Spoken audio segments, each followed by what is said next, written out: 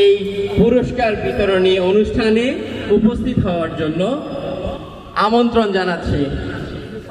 আমাদের মাঝে এসে উপস্থিত হয়েছেন মার্সেল ব্র্যান্ডের আমাদের মাঝে উপস্থিত হয়েছেন মার্সেল পরিবারের মার্সেল হেড অফ বিজনেস জনাব Motiur Rahman sir, Marcel head of sales Nurul Islam Rubel sir, Marcel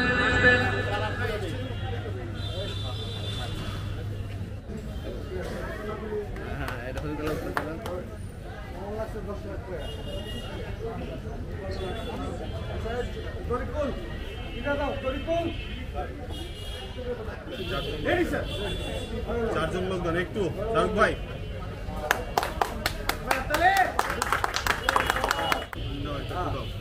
এখনই না, এখনই ফোটা বানাই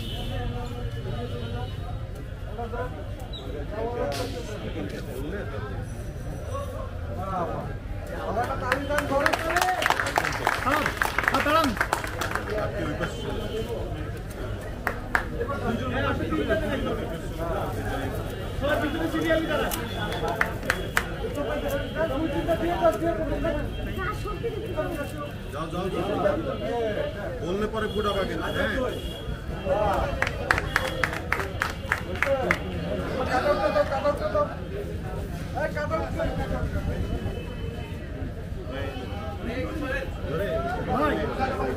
ভাই টাকা দেন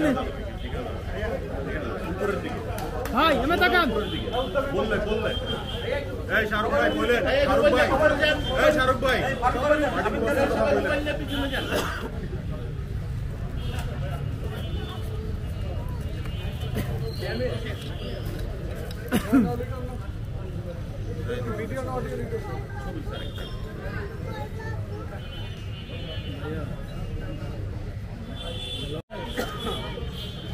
রেডি?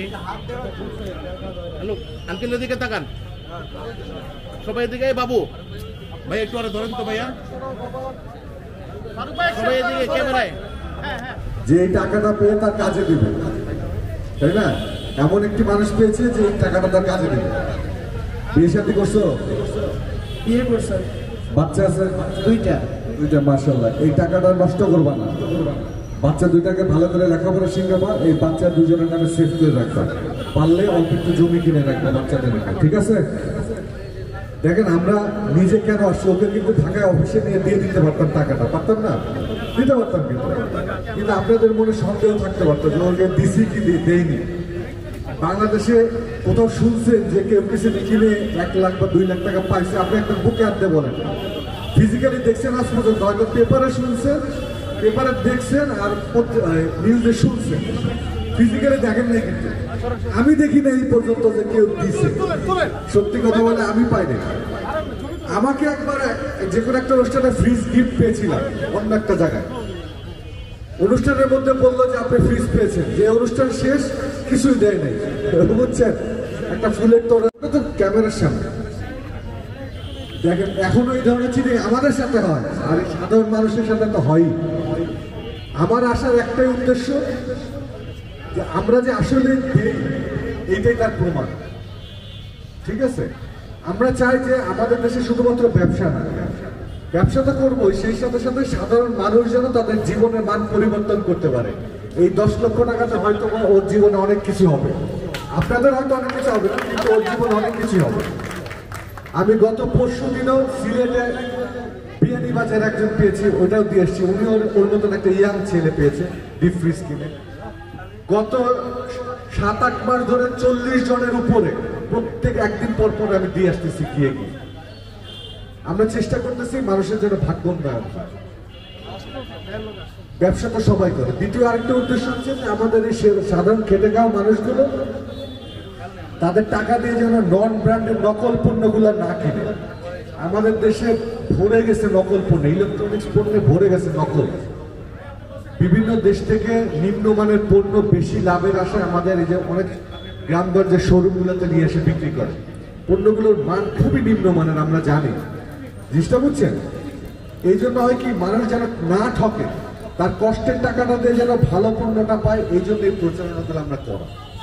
আমরা আশা করব সামনে ঈদ আছে, আপনাদের যে কোনো ধরনের ইলেকট্রনিক্স পণ্য লাগলে এই যে ও যেরকম উইন করছে মাস্টার শোরুম থেকে পণ্য কিনে, মিঠুন ভাই আপনারাও এই যে আমাদের এই ভাইয়ের শোরুম আছে, হ্যাঁ ফারুক ভাই শোরুম আছে, আপনার শোরুমের নাম কি? মামুন এন্টারপ্রাইজ। এখানে যাবেন, এই পণ্য এখন পৃথিবীর 42টা দেশে রপ্তানি হয়। সো আন্তর্জাতিক মানের পণ্য ছাড়া 42টা দেশে রপ্তানি হওয়ার কথা না। আপনাদের ফ্রিজ, টিভি, এসি যেটাই লাগবে মামুন ভাইয়ের দোকানে যাবেন, দিবেন, সার্ভিস সেন্টার আছে, কোনো সমস্যা নেই। পণ্য একদম 100% আপনাদের অ্যাকুরেট পাবেন। আরেকটা জিনিস আপনাদের বলি যে আমরা শুধু দেশপ্রেম কথা বলি, মূল দেশপ্রেমটা হচ্ছে কি জানেন, আমরা যত বেশি দেশি পণ্য ব্যবহার করব তত বেশি এই টাকাটা আমাদের দেশে থাকবে। আপনি যদি একটা বিদেশি পণ্য কিনেন, মনে করেন একটা মোবাইল কিনেন 10,000 টাকা দিয়ে, বাংলাদেশে টাকা থাকবে 9,500 টাকা চলে যাবে সেই দেশে। আর আপনি যদি আমাদের দেশে উৎপাদিত একটা মোবাইল কিনেন 10,000 টাকা দিয়ে, তাহলে সেই 10,000 টাকা দেশেই থাকবে, একটা টাকা বিদেশে যাবে না। আপনার পকেটে যদি টাকা থাকে তখন অন্য দেশ আপনাকে দাম দেবে, না হলে 2 পয়সাও দাম দেবে না। আপনারা সবাই সচেতন নাগরিক, এখানে বিভিন্ন রকম চ্যানেলের সাংবাদিক ভাইয়ারা এসছেন, তাদের মাধ্যমে এই আপনার এই আলমডাঙ্গা বাসাকে একটা অনুরোধ করব, আপনারা সবসময় দেশি পণ্য ব্যবহার করবেন, তাহলে কেবলমাত্র দেশের টাকাটা দেশে থাকবে। আমার কাছে টাকা থাকলে দেখবেন আশেপাশে সব লোক আমাকে দাম দেবে, আপনার পকেটে টাকা থাকলে আপনার শ্বশুর বাড়ির লোকও দাম দেবে, আপনার চেহারা খারাপ হইল। কিন্তু আপনার চেহারা যত ভালো হোক, পকেটে যদি টাকা না থাকে কেউ দাম দেয় না। আমার দেশটা দেখতে যত সুন্দরই হোক না কেন, যত ভালোই হোক না কেন, পকেটে যদি টাকা না থাকে পৃথিবীর কেউ দাম দেবে না। তো সব পকেটে থাকার একটাই উপায় হচ্ছে আমাদের দেশের টাকাটা যেন আমরা দেশে রাখি, বাইরে পাঠিয়ে না দিই। ঠিক আছে? সবাইকে অনেক অনেক ধন্যবাদ। মাস আর আপনাদের বিরক্ত করবো না, আপনারা সবাই ভালো থাকেন, সুস্থ থাকেন, সুন্দর থাকেন, এই দোয়া করে আমাদের জন্য দোয়া করবেন, ওর জন্য দোয়া করবেন, আর একটু খেয়াল রাখবেন ছেলেটা যেন টাকাটা নষ্ট না করে। ধন্যবাদ আপনাদের সবাইকে।